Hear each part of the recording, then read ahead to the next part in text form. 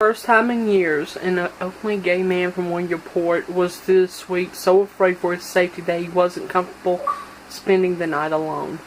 On Thursday night, Black found tucked into the windshield of his car a handwritten note that reads, "Faggot, burn Trump."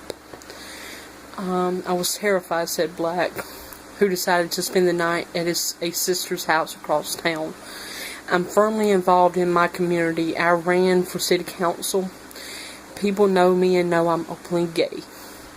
But I have never honestly felt scared in several years. It terrifies me. I was shaken up by this whole thing.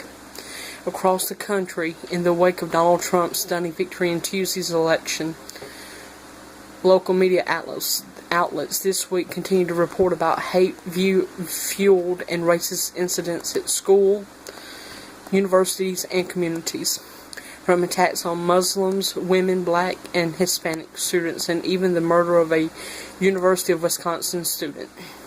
From Saudi Arabia, communities of color and ethnicities across the country are witnessing the brunt of a spike in hate crimes, which have been widely attributed to the hate that underscored Trump's campaign.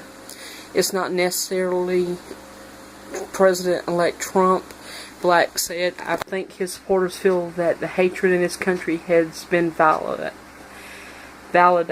I think younger LGBT people will feel they have to go back in the closet. The hatred has always been there, but I have never felt afraid to be openly gay until this week. The so-called LGBT community is bracing itself for what many of its members say is a backlash that is certain to be waged against its members under the incoming Trump administration. The election has been a devastating blow to human progress in a civil society, said Jason Goodman, executive director of the Pennsylvania Youth Congress, an LGBT activist group. We are in a profound moment in global history which will test the strength of people of conscience. We can and must work together to ensure violence and hatred do not harden our nation. Already this week, a gay man from Canada was attacked by Trump supporters in Santa Monica, California. Chris Bell, a film producer visiting California, was watching the election results at a bar on Tuesday when he was attacked amongst rising tensions between Trump and Clinton supporters. Under the Obama administration, the LGBT community has saw some measured gains, most notably the repeal of the Defense of Marriage Act, which banned rights to same-gender marriage, and executive measures aimed at protecting transgender individuals and their rights.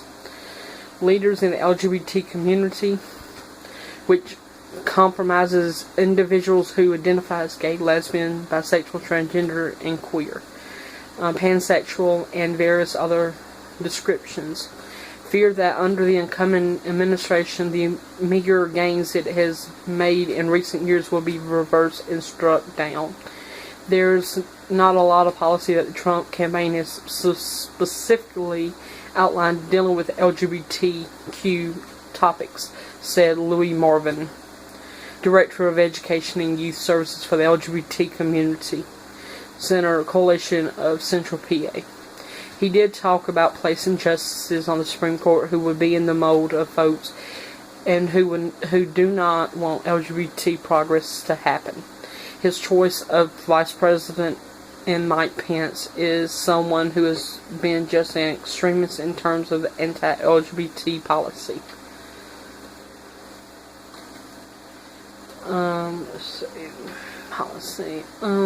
As governor of Indiana, the vice president-elect was an advocate of anti-gay policies and even supported measures to reverse rights.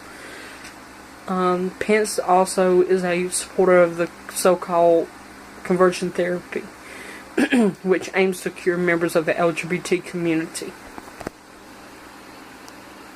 Trump normally was presenting a far more abnormal stance as billionaire real estate mogul. He struck a socially progressive tone and even hired members of the LGBT community in the business, but throughout his campaign, Trump took an increasingly anti-gay stance.